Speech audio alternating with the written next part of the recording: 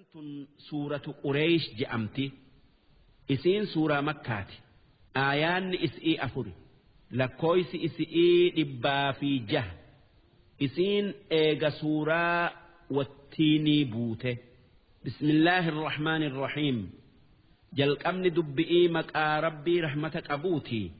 Li'ilaafi Qureeshin. Safara lamaan baratteef jecha Qureeshin rabbitti haa amantu.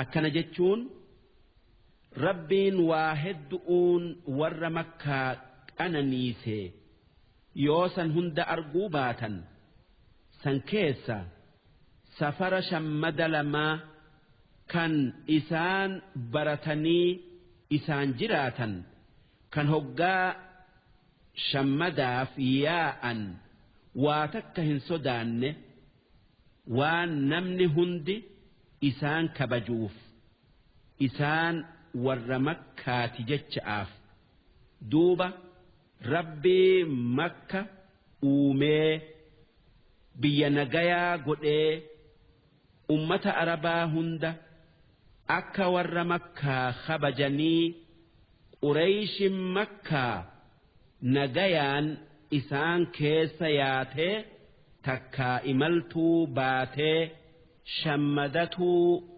dandeessu godhe qananiisan laalanii rabbitti haa amananii sun qananii guddo'oo maaliif gaafa san bitti wal fixxii wal keessa yaa'un ni jabaata ammoo Qureeshin amatarraa hoggaa 2 safara baati waan jiraattun shammadattee nagayaan deebi'uu barattee aadaa godhatte waan bitti Makkaa waa takka waan midhaan ta'e hin baafneef jecha ilaafihim rihlata ashitaa'i wassayf safarri lamaan isaan baratan kan Rabbiin isaanin qananiise safara shammadaaf jecha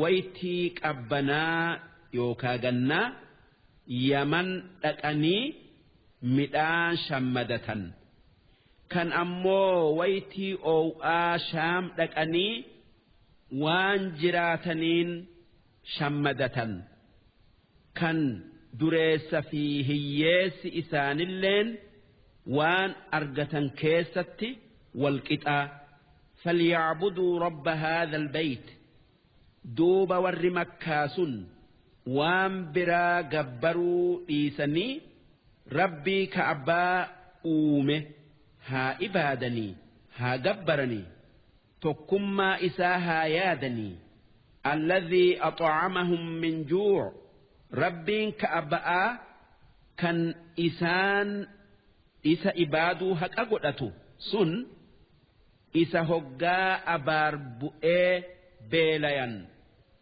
quufa isaanii fidee isaan nyaachisee beela isaanirraa baasu kan sababaa shammada lamaan bonaa ganna Shaami fi Yaman dhaqanii waan nyaataa bitatuu isaanii laaffisuun beela isaanirraa dhoowwee Makka biyya waan magarsine keessa jiraatuu isaan dandeessise wa'aamanahum min khawf Rabbiin ibaadaa haqa godhatu isa waan isaan sodaatan hunda irraa deebisee nagayaan isaan jiraachisee biyya Makkaa biyya nagayaa tan nam tokkolleen nama isii tuquun haraamii godhee akkasuma bakka dhaqan hundatti nagaya isaan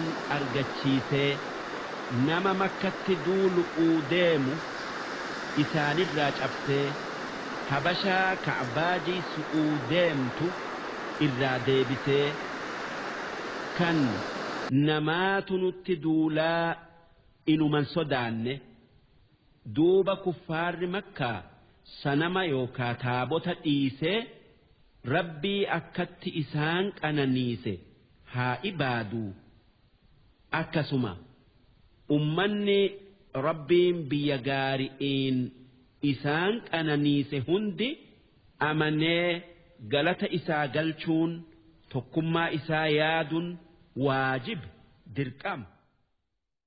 Suuraan tun suuratu Qureesh je'amti.